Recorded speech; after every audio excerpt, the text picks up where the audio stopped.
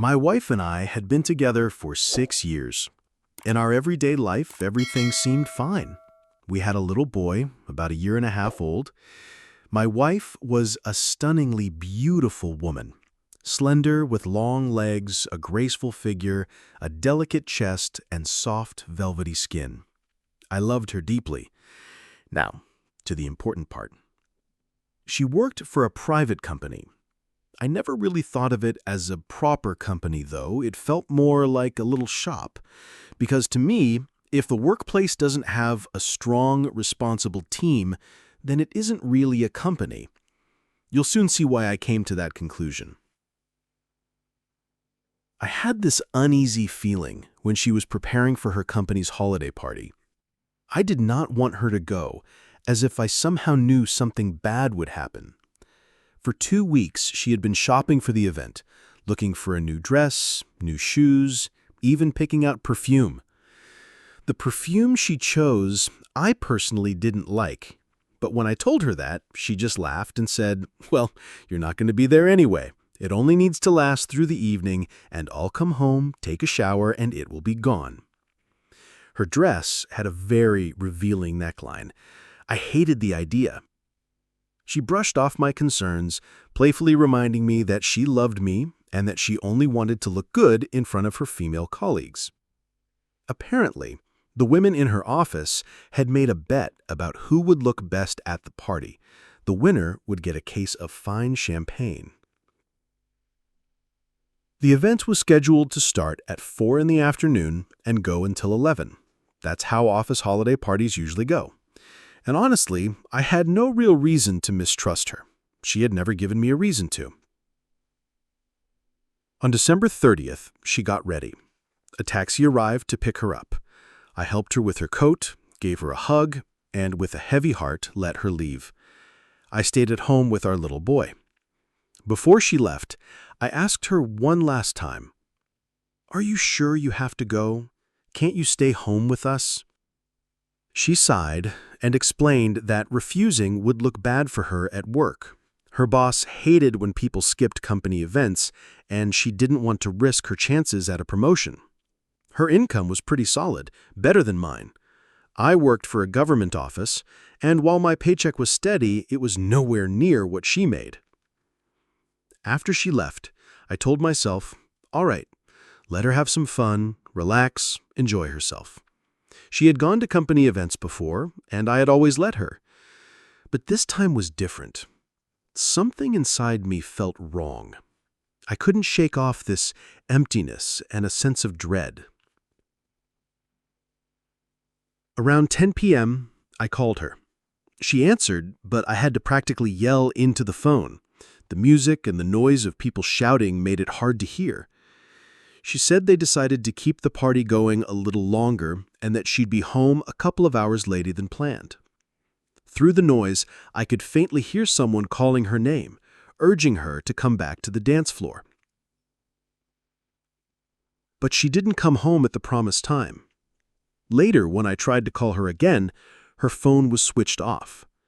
She finally came home only the next evening, just a few hours before New Year's Eve. She was slightly tipsy, gave me a passionate kiss, and acted as if nothing had happened. The whole time she was gone, I couldn't shake off a terrible feeling. I didn't sleep all night, waiting for her. Every 15 minutes I was calling her, then her friends, even some relatives, but the only number I had for one of her coworkers didn't go through either. At one point, I decided if she doesn't come back by New Year's Eve, I'll go to the police. Just in case, I had already dropped our son off at my mother's, because something inside me told me things were about to get bad. When she finally walked in, only a few hours before New Year's Eve, I immediately asked, "Why was your phone off?" She widened her eyes with this fake look of surprise and said, "Oh, was it really off? I had no idea. I thought maybe you just weren't calling me.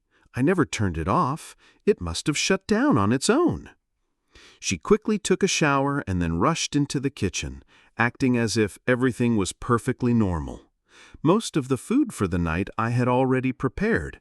Simple snacks, appetizers, things to put on the table, so she only had to help with a few last touches. While she was busy, I kept pressing her. Where had she been? She had promised just a few extra hours, but instead, she had disappeared overnight. She kept brushing me off with, "Let's just talk later, okay?" We celebrated New Year's Eve together at home, but I was tense the entire time. She tried to lighten the mood, talking about love, about our future, about our little boy. At one point, she even sat in my lap and kissed me. But I could tell it wasn't natural. She was forcing it. She had never acted this way before. I realized then she was hiding something. She had a few glasses of champagne, got tipsy, while I only sipped a little. At midnight, we turned on the TV and joined the countdown. 10, 9, 8. The ball dropped in Times Square, the fireworks went off, and we kissed at the stroke of 12, just like every American couple is supposed to. But inside, I felt nothing but suspicion. Around 2 in the morning, she said she was very tired and went to bed. The next morning, I didn't wake her. Instead, I got in the car and drove out to the venue where her company had hosted the holiday party. I deliberately turned off my phone. I wanted to see the truth for myself. It was January 1st, so the roads were almost empty, and I got there in less than an hour. The holiday party had been held at a country club just outside the city. I found the head of security, a woman in her 50s, and asked her about the event.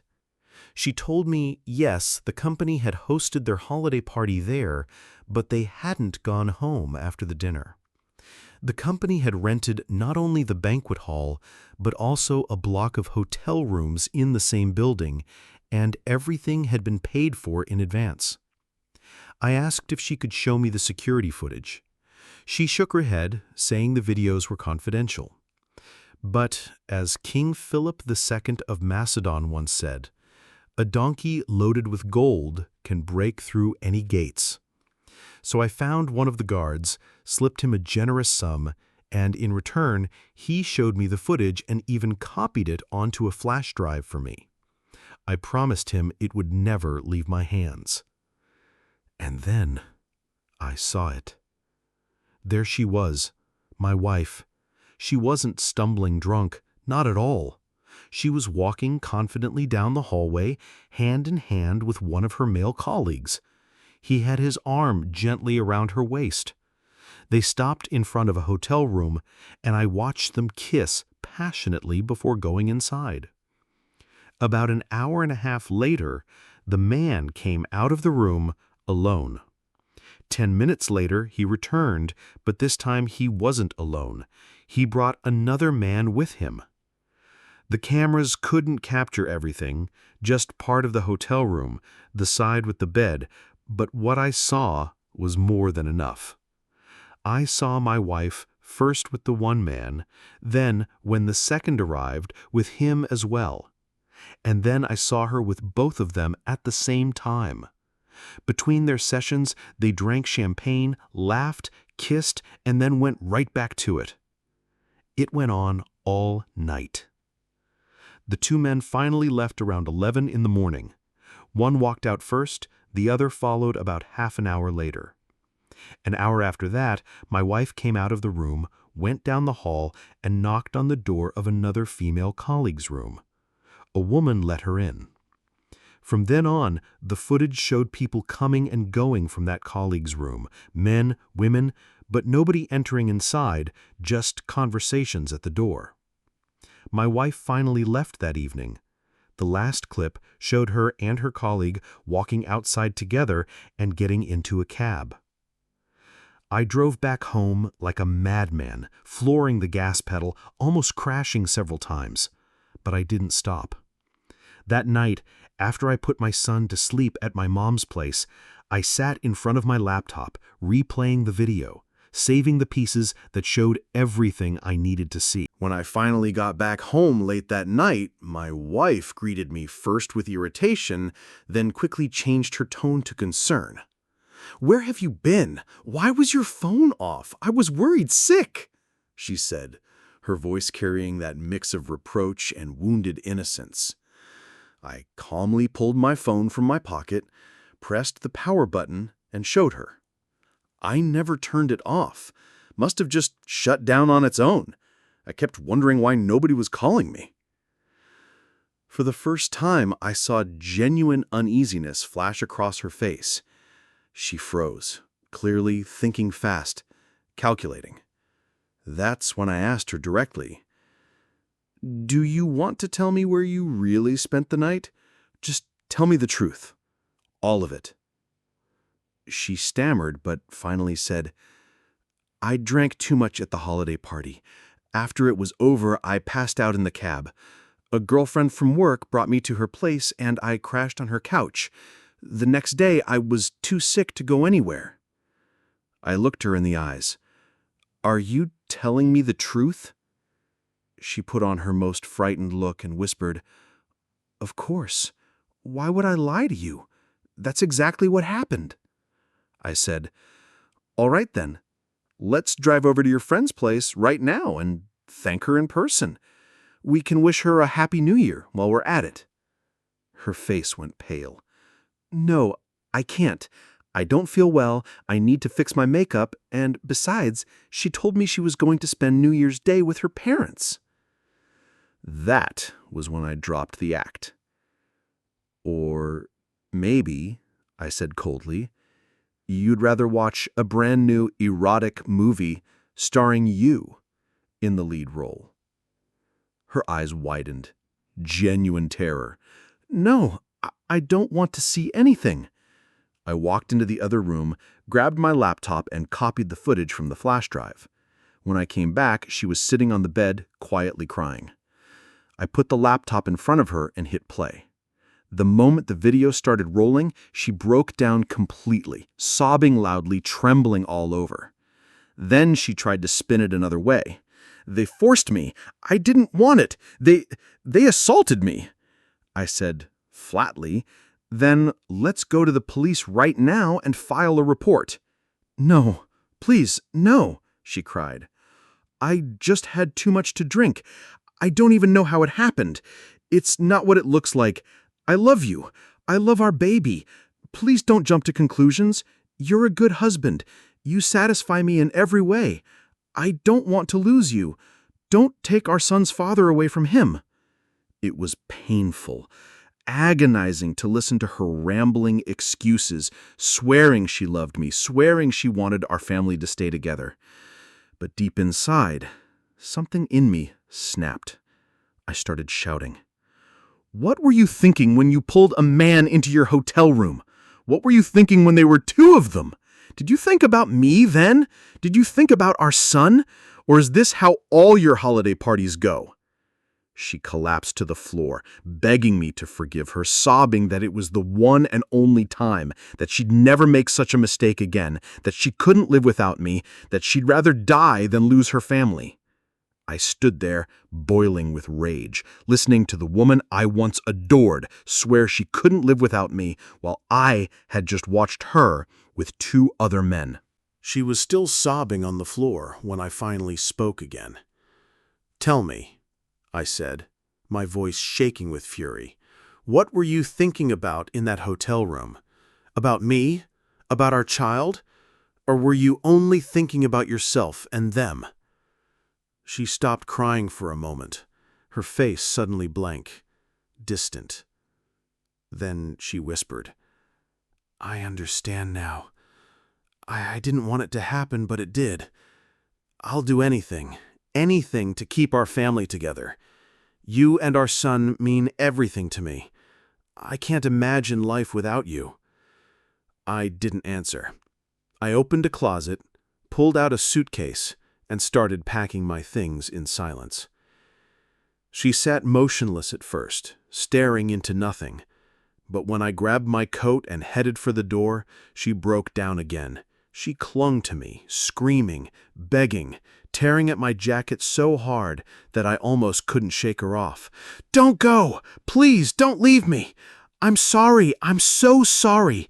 I'll change, I'll do anything, just please don't walk out on us." I pulled free and walked out the door. The first thing I did was call my mom. I told her to keep my son with her, and more than that, to take him to stay with our relatives out of town for a couple of weeks. I begged her not to answer my wife's calls, and under no circumstances to let her take the child. I promised I'd explain everything later, but for now I needed space, time away from my wife. That night I rented a hotel room for myself, ordered food and a bottle of whiskey. I lay in bed with the TV on, drinking, eating, drifting in and out of painful memories until I finally passed out. The next day my phone woke me up. It was my father-in-law, asking when we were coming over to celebrate the holiday with him and my wife's family. I told him simply, "We're not coming. We just can't." And that was it. When I finally went back home, I looked my wife straight in the eyes and said, "I'm filing for divorce. I've thought it over, and I know I will never forgive you. You need to move out of this apartment. It was mine before the marriage. As for our son, I'll be going to court to prove he should live with me. A mother who behaves the way you did doesn't deserve custody." I picked up my keys, walked out, and slammed the door behind me. She didn't try to stop me this time. After I left, I wasn't done. Not yet. I tracked down the two men who had been with my wife. It wasn't hard. Colleagues leave traces. I dug up their backgrounds and found out both of them were married and had kids. That gave me an idea. I gathered the footage, cut the scenes I needed, and mailed copies straight to their wives. Every explicit detail was there. Their husbands with my wife, champagne, kisses, and all the rest. What happened in those families after that? I don't know. Honestly, I didn't care. My part was finished. I had delivered justice the only way I could. As for me, I knew I had to start over. It was painful, bitter, humiliating, but also freeing. My marriage was over, but my life wasn't. I had my son, and I had a future. And that was the end of it.